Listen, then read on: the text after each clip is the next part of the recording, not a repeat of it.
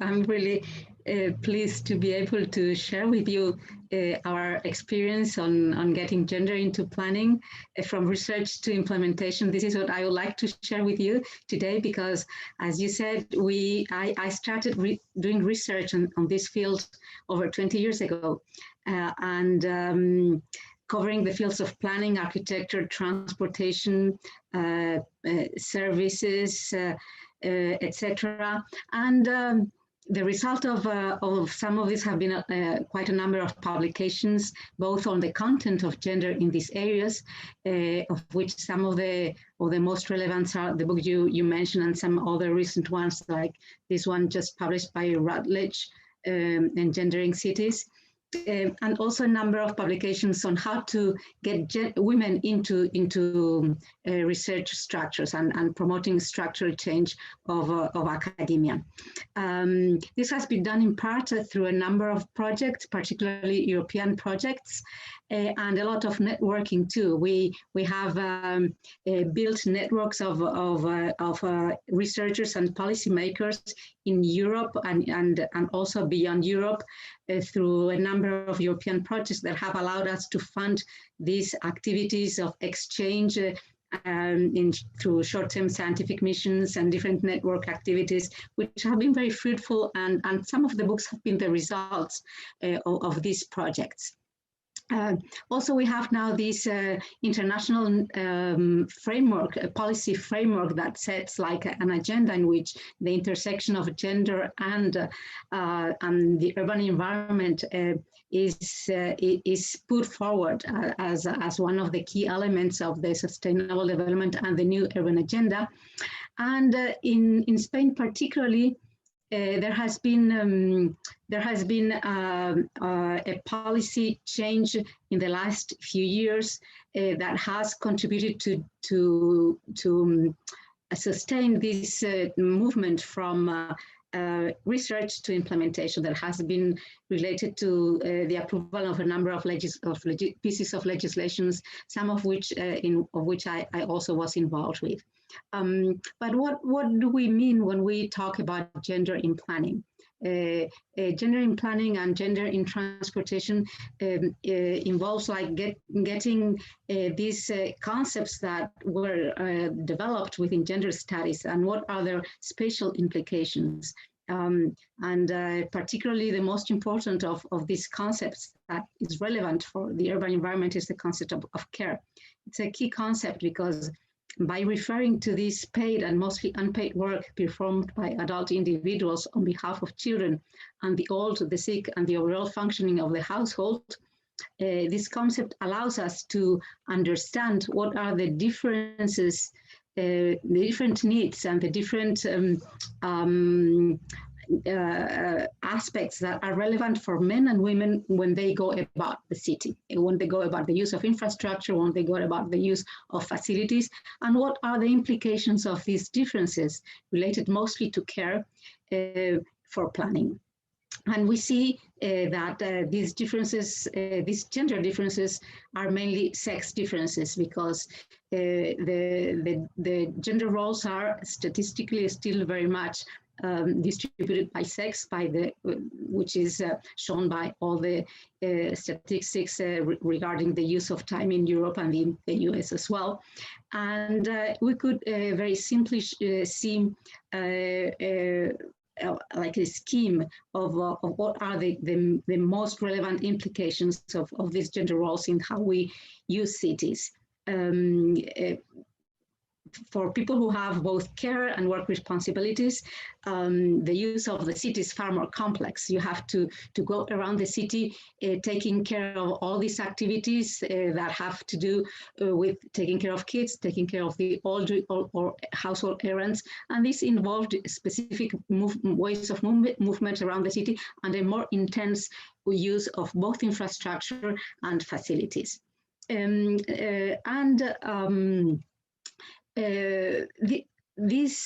When we translate this into how we have built the discipline and the practice of city planning, we see that the foundations of modern planning, which are for the most part still the basics of how we go about building and transforming our cities were built around the idea of 4 functions of the city: residential, production, leisure, transportation, and as a means to link all these other facilities in which services take place.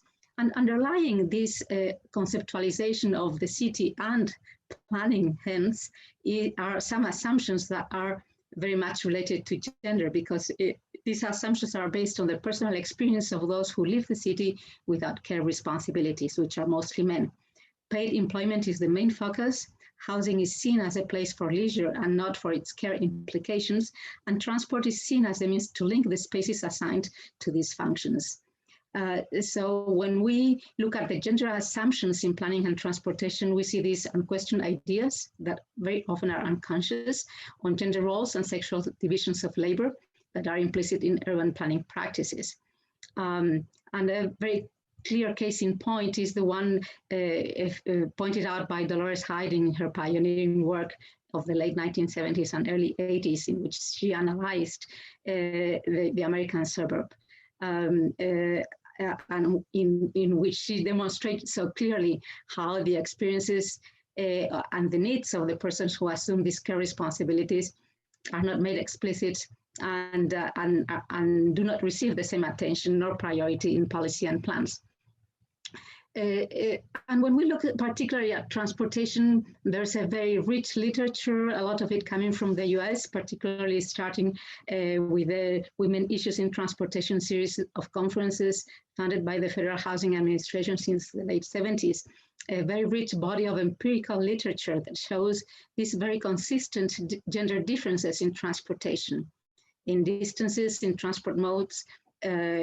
Men travel longer distances, women use more different transportation modes, have less access to private car, travel for a wider diversity of purpose, which are linked obviously to the many different tasks that they undertake on a daily basis for sustaining the life of the family and of the people who cannot move around autonomously in the city. Women's spatial travel patterns are more polygonal and closer to the home, and very significant differences is regards change trips. Women do many more change trips by linking different segments of a trip for different purposes, sometimes even using different modes of transport to accomplish all this complex array of tasks necessary for maintaining daily life. So this field of transportation has a lot of research, and some years ago I developed the concept mobility of care that I proposed as an umbrella concept that quantifies and makes visible these trips made by adults for the care of others and the upkeep of the home, because the existing surveys do not allow to quantify it within the overall mobility because they have gender biases and omissions. So I made this hypothesis using an existing survey done by the Spanish Ministry of Public Works that applied to all metropolitan areas in the country. With the hypothesis that in between 1/3 and 2/3 of the trips normally counted as shopping, visits, strolling, it could be considered as care trips. If we did this very broad assumption, and of course 100% of escorting trips should be considered as care trips, then the number of trips that could be conceptualized as under this umbrella concept of mobility of care, it would be quite a relevant volume of the overall trips, and could be quite close to those related to employment.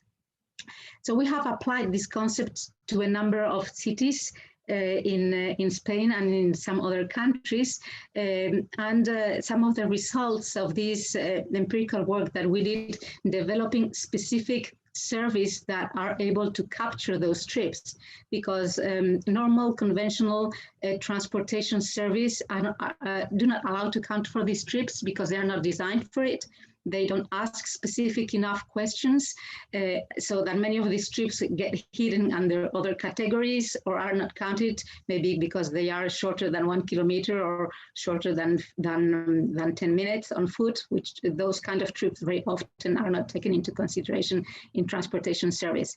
So we developed a specifically designed service that allowed to quantify this, and we have applied it in the city, in the metropolitan area of Madrid for the population 30 to 45. And the result is this, that trips related to employment are only slightly over trips related to care activities. But when we disaggregate this data by sex, the differences is very, very significant, because we can see that while there is a significant gender gap for employment purposes, this gap is much bigger when it comes to care-related trips. And this can explain also why the transportation sector is very much blind to these needs, because it's still a highly masculinized field, and it doesn't. I mean, there's this bias is embedded into the perception, even the personal perception of those who are the most active members of the transportation planning sector. So we did also this analysis for the city of Nairobi in a project for UN Habitat together with a local NGO, and we found that women do one additional trip. That means moving from 3 trips to 4 trips, or 2 to 3 on average for care purposes. And this trip is not shorter than trips to the workplace. This additional trip is for care purposes, and it is not shorter than trips to the workplace. It's done before or after going to work. Women travel longer distances, and also significant is that many women do not travel because of concerns of sexual assault, and men are also concerned about safety, albeit not of a sexual nature, meaning that we also need to take safety issues in transportation regarding women and men into consideration. In addition to this quantitative work related to transportation and this innovative concept that allows to really make visible and quantify the typically feminine mobility related to care, we also do, together with my colleague Ines Novella, these exploratory safety audits with women, which it's a methodology developed originally in Canada already 30 years ago, which is being used around the world, and that allows to identify how the women in the neighborhoods live and understand, and what are their understandings and perceptions about safety and other relevant characteristics of urban space. And we combine this with a technical analysis that we do with our students at the university and mappings. And it's very interesting to overlap the results of what the women identify in these participatory processes with the analysis that result from the work of students. Very often they overlap, and they mostly overlap, and it's a very rich source of understanding of the needs of persons in urban, of women, of different profiles. We profile this according to include different age groups and different ethnic groups when that's the case in a particular neighborhood. We have also done regarding the transportation sector and infrastructure, some work for ADIF. ADIF is the Spanish owner of train and operator of the train and railway infrastructure. They own all the railway systems and the train stations.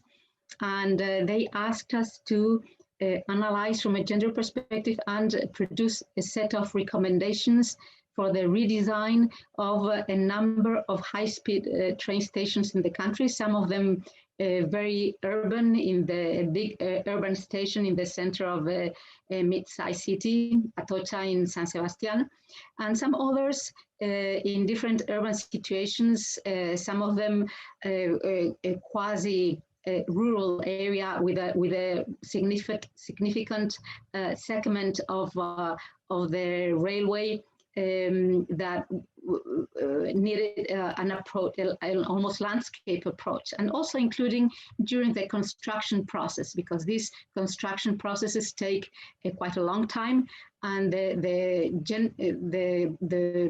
problems and the issues raised in this environment, particularly in terms of crossings during that period, was also a requirement to be addressed in our work. So we produced a number of recommendations and addressing orientation, accessibility, vigilance, care, maintenance, and visibility in those three stations.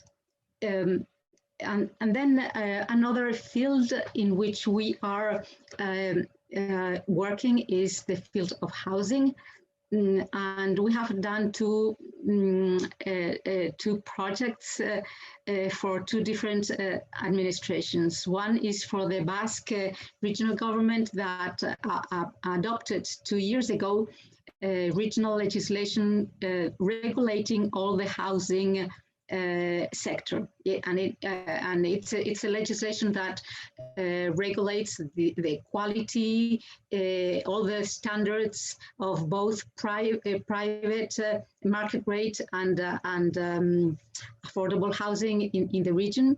And they asked us to produce a number of recommendations to include legal requirements into this piece of legislation.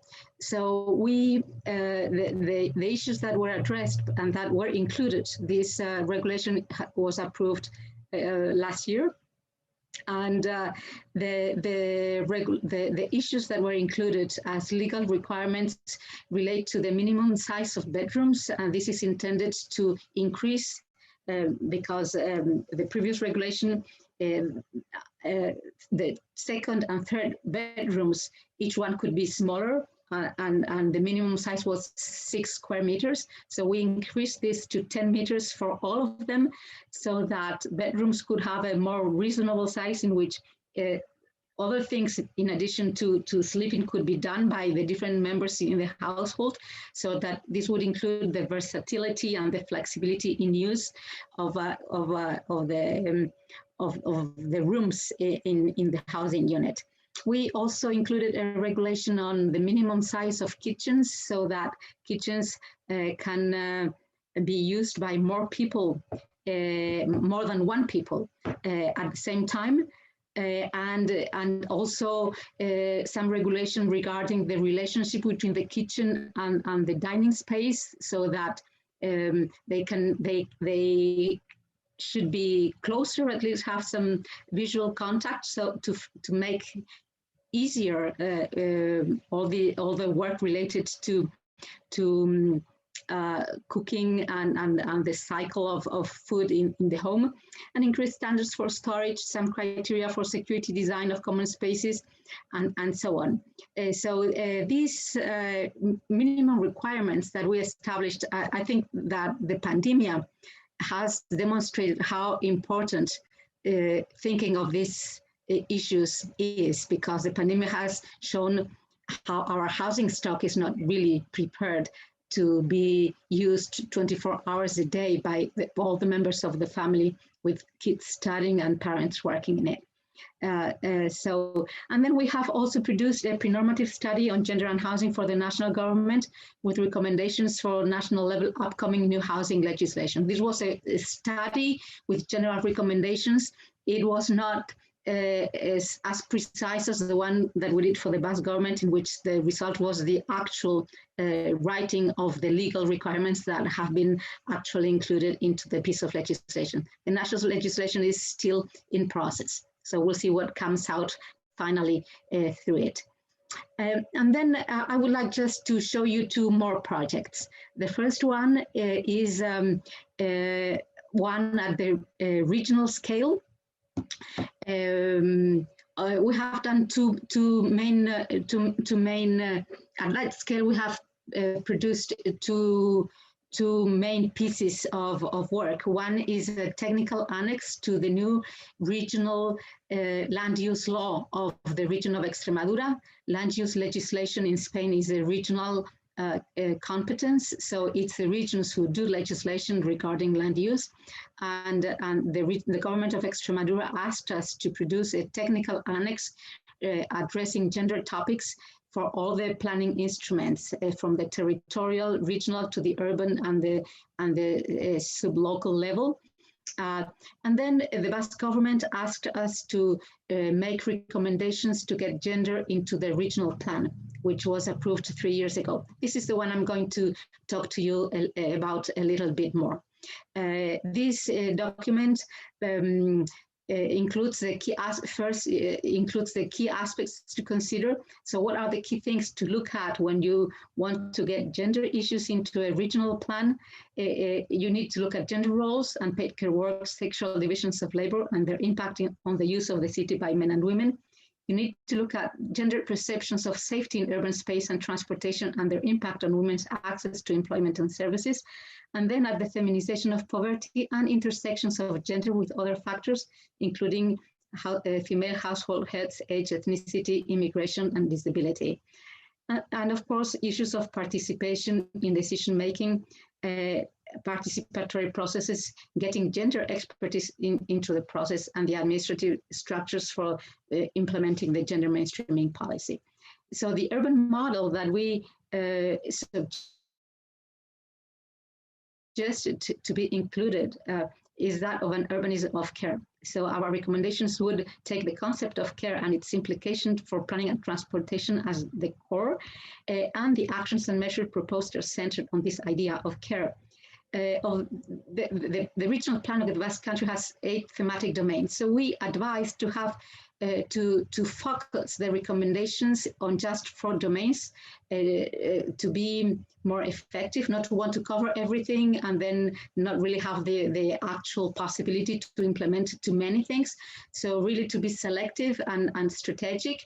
And so we recommended to act on these 4 areas, the 4 thematic areas of the plan: urban environment and territorial planning, sustainable mobility, governance, and rural environment.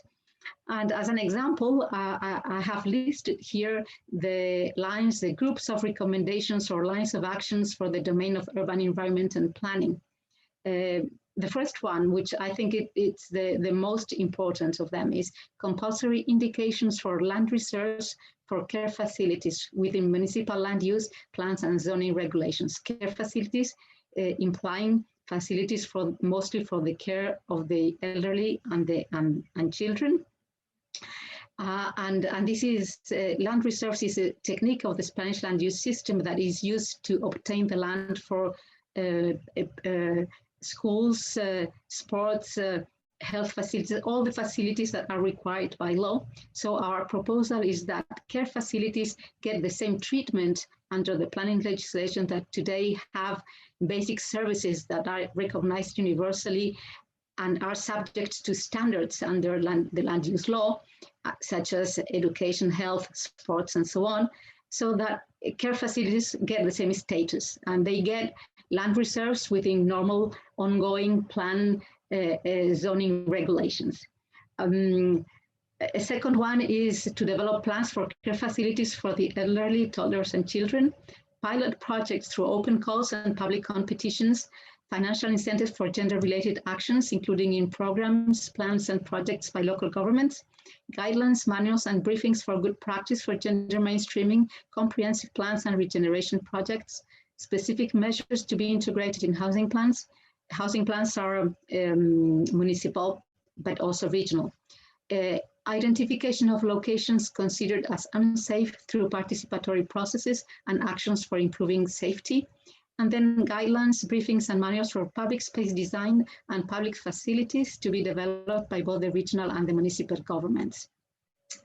As a summary of the basic recommendations for gender mainstreaming in planning that arise from this work are these recommendations that we cover sufficient substantive domains of planning, so that we don't get stuck just in one or two areas, such as would be maybe safety or transportation, but that we need to really look at a sufficiently broad substantive domains of planning, that regulatory changes needed for continuity in time are established, that small-scale and large-scale actions are combined, that pilot projects are used as instruments for innovation, learning, dissemination, and visibility, that intersectionality is taken into account, that women-targeted actions are combined with mainstreaming measures, so that mainstreaming doesn't make specific actions targeted to women disappear from the policy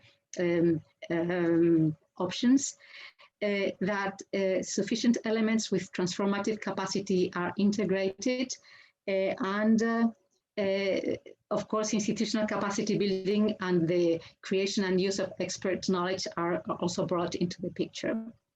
And then the second project, and this is the last project I would like to talk to you today, is one of urban regeneration. We have done several of those, and the one I'm going to talk to you is this one, Madrid Nuevo Norte, which is a big redevelopment project in the north of the city of Madrid, in which we have done two things. We have advised and worked with the design and engineering teams that have designed the overall master plan of this project. And also we have drafted the gender impact assessment of the plan, because this plan is technically a modification of the general urban plan of the city of Madrid. It involves the construction of over a new 10,100 housing units, 20% of which at least will be social housing, a new central business district, this amount of office and housing space, and the construction of a new intermodal transport hub, including the main Spanish high-speed train hub, several new metro stops, new high occupancy bus lines, a number of new road streets, the conversion of some urban roads that are today almost roads into urban streets, and so on. This is the master plan of the project, and what we did for this, as I said, was the technical assistance during the design. We did some training for the technical staff and also for the social engagement department working in the project and managers. And we also worked in aspects related to social inclusion in neighborhoods around the intervention, doing exploratory walks, safety audits with women, neighborhood women, which included workshops, meetings, etc., with women in all the neighborhoods around the project, which are neighborhoods of quite different profile, some of them quite run down and with a number of social and urban problems, some other rather middle class, more modernly built, recently built areas, but still with some urban issues because of excess of open space and exceedingly too low density, particularly. The topics that we covered in this work, particularly by the gender impact assessment, which, as I say, is a technical report that is part of the technical documentation of the plan, includes transportation at all modes and scales, public space at all scales, residential areas and housing, again at all scales, the central business district and office space, because the project has smaller scale centers for economic activities spread throughout the residential areas. Then the facilities, the public and private, all kinds, and some historical heritage buildings that are in the area. And this was done at the master plan level, covering structural issues, borders, interaction with the surrounding areas, and at the urban design level for each of the 4 sub-areas as defined by the master plan, which is there. And so as just a couple of examples of what we did. We contributed to the design and also to the impact analysis. For instance, regarding housing and residential areas at the neighborhood scale, we recommended that the urban regulations would include for urban planning projects that is a different level of planning that goes after the plan that we're addressing now. So what the plan that we're addressing now says is that for the next more detailed planning scale, that is the next planning instrument that will follow for urban planning projects, a gender responsive report is mandatory to justify if the project meets basic requirements related to gender equality and support of care. And also the urban regulations include a number of regulations regarding safety concerns that mostly address minimum lighting in urban space according to a gender criteria. Here we applied the standards defined by the city of Vienna on how to regulate the minimum lighting in urban space. So you see, what we were doing is to postpone whatever cannot be regulated at the planning level with the planning instrument that we're working on and needs to be addressed at a more detailed scale. We established the requirements that need to be covered at this next planning scale. And so for the building block scale, we established that the building projects regulation should again have a gender responsive report, mandatory, to justify if the project meets basic requirements related to gender equality and care, addressing common areas and safety. And that buildings should include a specific room to store bikes, pushing chairs, wheelchairs, or any other system supporting care mobility. Gender criteria would include the location on ground floor or very accessible, good lighting, and design and materials that would allow visual control. And then at the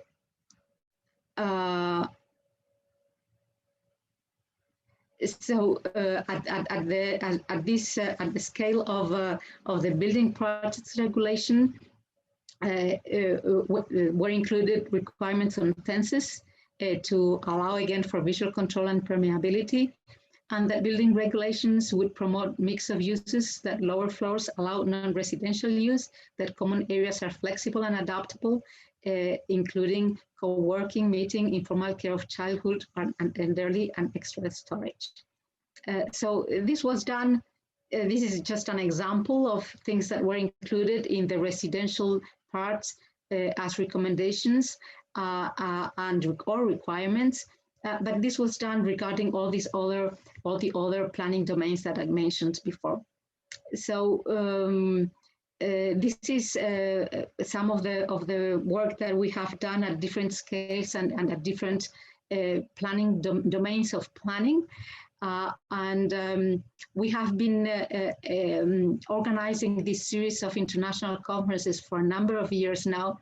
Many of them we did under the network funding by the European Commission during 4 years, and now we are continuing doing them on a permanent basis. And these series of conferences are very useful to exchange knowledge with colleagues around Europe and the world. We are also a very important part of our activity relates to education and training, and in addition to formal education that we do within our master's program, in which I teach a course on gender and planning, we do specific training to decision makers and technical staff and researchers from local governments, regional governments, national governments, private companies, and research institutions. And at this moment, we are part of this European project called GE Academy, which provides tools and a number of resources on gender equality, both from the point of view of promoting women and structural change of organizations and how to do gender equality plans, and also on how to get gender considerations into a number of substantive fields of policy, among which are transportation, urban planning, climate change, and other related ones to the built environment. So just to finish, I don't know if I have one more minute.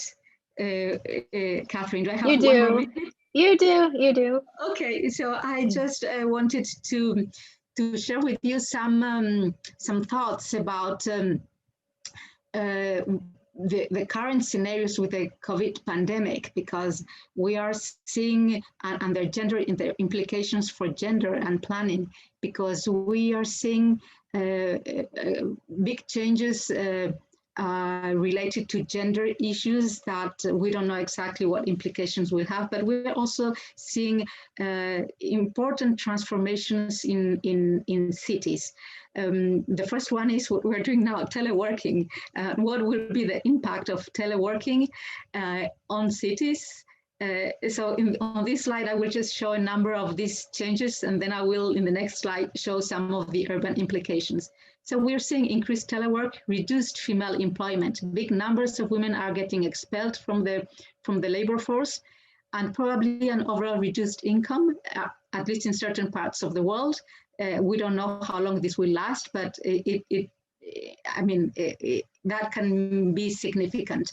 We will probably see a reorganization of provision of work, of care between families, markets, public services, formal and informal, collaborative local networks, third sector, and nonprofits. For instance, the issue of the provision of elderly care, which has been the place where more people have died during the pandemic. In some countries, I think, such as Spain, it places a strong sign of I don't know how to say it in English. The attention to what's happening, to how we have built those services that have not been able to protect our elderly. And then sexual divisions of labor. During the pandemic, we have seen that women have bore the biggest part of care, even when they have been the ones also working in the home. So will there be more or less female participation in the labor force? It looks like there will be less, and this will probably bring us to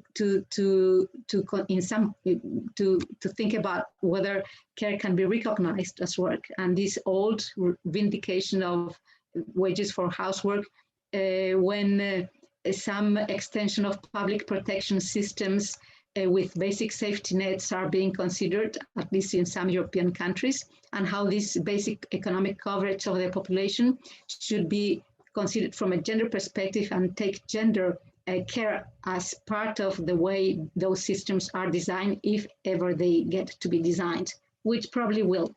And then what will be this overall reorganization of care and the formal economy? I think we need to think about that. And then another important thing, I think, relates to lifestyle. And this is probably a desideratum that I think that after this, a thing that should come out, that would be good that it comes out, is that we all live with more austerity, not only the poor and the middle class. And this, of course, would imply a number of things related to role models, social media culture, and so on, and also, obviously, of personal decisions. So it looks that we will have shrinking middle classes, increased poverty, and that will have a disproportionate impact on women. So what urban implications? We have seen that our housing stock in most parts of the world is not prepared to live and work. There are physical, spatial limitations, and this will require a renovation of housing stock and a rethinking of of whatever new housing will be produced in the coming years. This will imply urban regeneration of neighborhoods, and it will also imply looking at affordability issues. There is being a big affordability crisis during this and problem of paying rents and mortgages, and depending on how bad the economic crisis comes out of the recession, I think that significant sections of the populations in many countries will not be able to afford housing in the conditions that is being provided today. So this will require a very fresh look to housing provision, both in terms of design and spatial characteristics and affordability issues, with their gender perspective, obviously. And then the workspaces, teleworking that has speed up. It was going to happen, but it has happened suddenly and very fast. This will imply, and many of it will stay. So quite a bit of current office space will be redundant. Of course, if housing is not adequate to telework, once the pandemic is over and we can meet in reasonable terms, co-working space in neighborhoods will be the solution so that commuting trips will be avoided. And so what will be the effects of this on the office market particularly? And then e-commerce, that is increasing a lot and will be increasing even more. This will have an impact on the local provision of retail. And it will have implications at the local level regarding particularly the logistics of the last mile and the storage at local neighborhood level of the products before this last mile distribution to the homes. And again, facilities. We need to do a more efficient use of existing facilities, 24 hours, that particularly in countries which are middle income countries that don't have such an extraordinary provision of facilities. So those existing facilities at the local level, that they are used more efficiently. And then we need to rethink the whole model of elderly care, at least in my country, and the model of childcare, with increased diversity of provision, with the architectural solutions and the regulations of how the service is provided, and how this can be more related to home solutions, probably, of different sizes and systems of regulation, as is being done particularly in some countries, like in France. They have a very diversified, very interesting system of childcare provision. And then regarding to transportation, and this is just the end now, we have seen a redistribution of transportation modes during the pandemic, redistribution and redesign of public space with temporary solutions, some of which might be good to become, some not, but some probably were good enough, thought out, that might stay after the pandemic is over. And we are seeing, this is a bit contradictory because we are seeing reduction, but then also increase. But overall, this was a trend that was before the pandemic, that private cars, we will see a reduction in the use of private cars, increased variety of vehicles, and increased reliance on, we should aim at an increased reliance on public transportation modes and non-contaminating modes. And again, another very important aspect regarding transportation has to do with the increased flexibility in services. This is particularly relevant for women. Special complementary and ad hoc services that can be designed to reach specific distant locations or at times of night, in specific or for specific off-hours working sectors. So what we will see overall is like variations in travel patterns with reduced commuting, hopefully due to the increase of telework, but probably an increase of local trips. This is unclear, but hopefully an overall reduction of travel demand. So I just finished, and I thank you, and I'm waiting to hear your comments and questions, hopefully. And